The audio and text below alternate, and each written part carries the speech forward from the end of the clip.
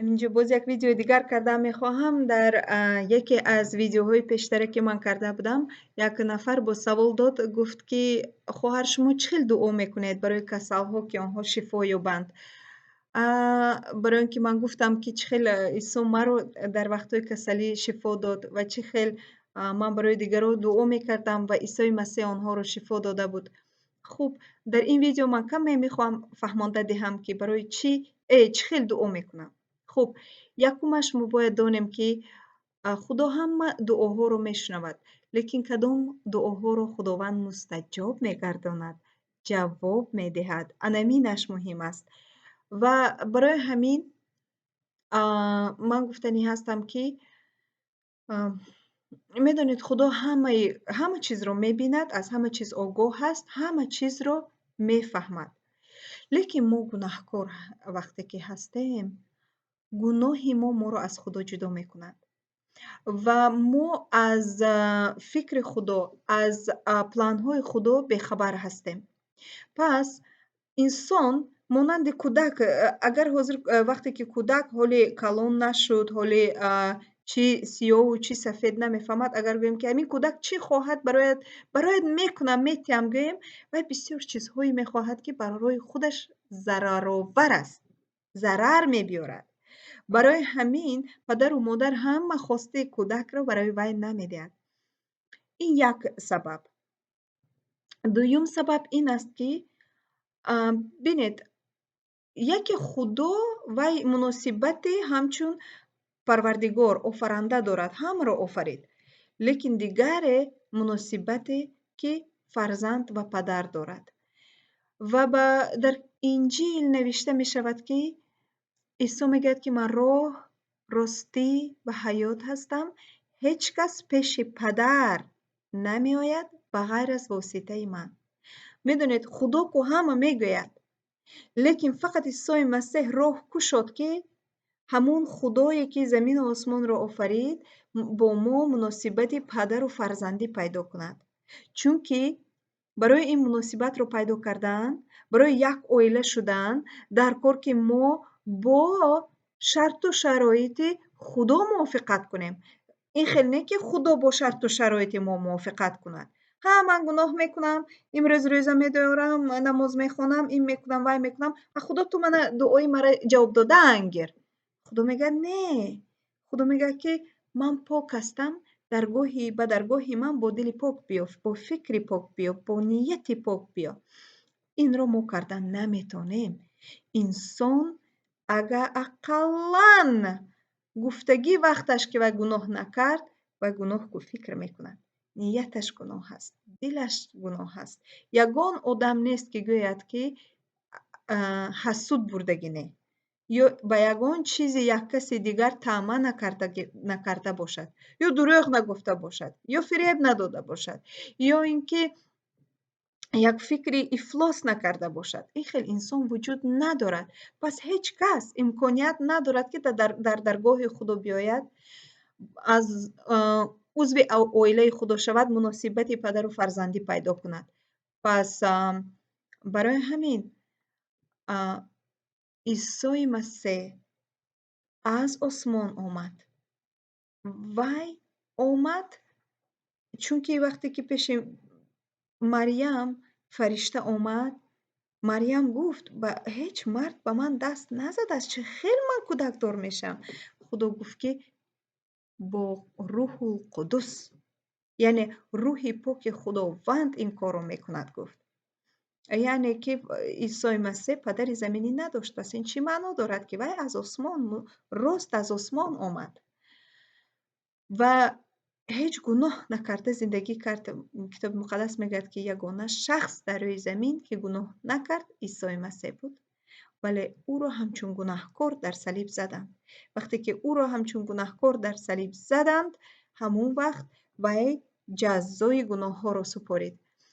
و برای چی این کار را کرد؟ و گفت که من مانند در شدم اکنون، من گناه های شما را سپاریدم که برای شما تحفه دهم، و این تحفه همین است که تو که خودت پاک شده نمیتونی، پاکی که من میتیم همین را قبول کن. و حقیقتا پاکی میباید که از درون خداوند انسان رو پاک کردن رو سر میکند. وقتی که ما به همین عائله خداوند داخل میشیم به واسطه دروازه عیسی مسیح، به واسطه ایمان آوردن به عیسی مسیح، ما فرزند خدا حساب میشیم و خداوند ما را همچون فرزند قبول میکند. در انجیل نوشته شده است اما به آنهایی که به عیسی مسیح ایمان آوردند حق و حقوق میبخشد که فرزندان خدا نامیده شوند و خداوند برای آنها پدر می شود و راهی بر پیش پدر عیسی مسیح است، راستی پیش پدر عیسی مسیح است و حیاتی که در حضور پدر به ما داده می شود این در عیسی مسیح است. پس عیسی مسیح باز به پیروان خودش میگه که هرچی در نام من بخواهید به شما داده می شود. طلب کنیم با نام من و با نام پسر طلب کردن، پسر خداوند طلب کردن چی معنا دارد؟ معنا دارد که بینیده اگر یک مثال президент якун компанияи калон ман агар бо вай муносибати наздик дошта бошам, ман аз номи ҳамон президент метавонам як коргар, як касоне ки дар ҳамон компания кор мекунанд рафта чизе гӯям ки директор гуфт ки ё президент гуфт ки фалон фалон корро кун ва маро гӯш мекунанд. лекин агар ман бо президент муносибат надошта бошаму биёям ва гӯям ки фалон фалон кор кунен, президент гуфт, ҳама мегӯянд ки ту худат кӣ? ҳамин хел дар олами рӯҳонӣ ҳам ҳамин хел. агар ман дар олами рӯҳонӣ чизе дархост кунам, бо номи исо агар дархост мекунам аз падар, бояд бо исои масеҳ муносибат дошта бошам, яъне ки бо исои масеҳ имон дошта бошам, пайваста бошам бо исои масеҳ, каломи ӯро хонам, суханони ӯро гӯш кунам ва ин пайвастагӣ мекунад ки ман дар исои масеҳ ҳастам ва аз номи ӯ метавонам ҳар чӣ дархост кунам, падари осмонӣ медиҳад. ва боз як чизи нағз ки пештар малка гуфтама, кӯдак ҳама чиз ки хост ҳамаш барои фоидааш нест. вақте ки мо ҳам на ҳама чизе ки мо дархост мекунем барои фоидаи мо аст. ояндаи моро худованд медонад, ҳозираи моро худованд медонад. бисёр чизҳое ки ба мо фоида меорад дар оянда худа мо хабар надорем. як мисоли оддӣ, хеле ҷавон будам, ягон бача маъқул мешавад ва худо дуо мекунам ки ҳамин бача ман вай ба маъқул шавам, ҳамин шавҳари ман шавад. имрӯз мегӯям ки худо ба шукр ки худо ҳамон дуоҳои маро гӯш накард, худованд қабул накард ҳамон дуоҳои маро, чунки худованд ҳаминҷа баъдтар баъд аз солҳо гузаштан барои ман як шавҳари нағз худаш тайёр карда будааст. барои ҳамин мегӯям ки дуо ки мекунем дар номи исо дуо карда метавонем ва вақте ки мо бо исо ҳастем, суханони ӯро мехонем, китоби ӯро мехонем, бо худо гап мезанем, ақли мо тағйир меёбад. мо бисёртар худовандро мешиносем ва медонем ки ана инро дуо кунам, инро дуо накунам. оҳиста оҳиста падари осмониро фаҳмида, хости вайро фаҳмида, мувофиқи хости вай дуо мекунем ва он вақт дуоҳои мо мустаҳкам мешаванд ва мустаҷоб мешаванд. ана акнун боз дар китоби муқаддас навишта шудааст ки исои масеҳ вақте дар салиб буд, ҳамаи касалиҳоро ҳам гирифт дар бадани худ. барои ҳамин дар китоби инҷил вақте мо мехонем, ҳар як касале ки имон кардӣ пеши исо меомад, исо маро шифо деҳ, ягон касро исо аз пеши худаш нафиристод. нагуфт ки ҳамин ту касал шудагӣ дуруст, ҳамин ту касал гард. исо ба ҳеҷ кас ин хел нагуфт. ин чӣ маъно дорад? ин маънои ҳаминро дорад ки исо ҳамаро шифо додан мехоҳад, алалхусус касоне ки узви оилаи ӯ ҳастанд, касоне ки фарзандони худо шуданд, ба исои масеҳ имон оварданд. барои ҳамин вақте ман дуо мекунам, ман медонам ки исо шифо додан мехоҳад ва дар номи исо дуо мекунам ва бисёр мӯъҷизаҳои исоро дидам ки исо шифо додааст. то имрӯз бовар кунед, аллакай 7 сол мешавад ки ҳамин кӯдакои ман вақте таваллуд шуданд, барои бисёр касал мешуданд, бисёр касал мешуданд, лекин вақте ки фаҳмидам ки исо шифо додан мехоҳад, исо ҳеҷ касро аз пешаш наронд, гӯш кунеда ҳамин қадар бачаҳом масалан касал мешад, грипп мешад, ин дуо мекунам, дуруст мешад. Дуо мекунам, соз, нағз.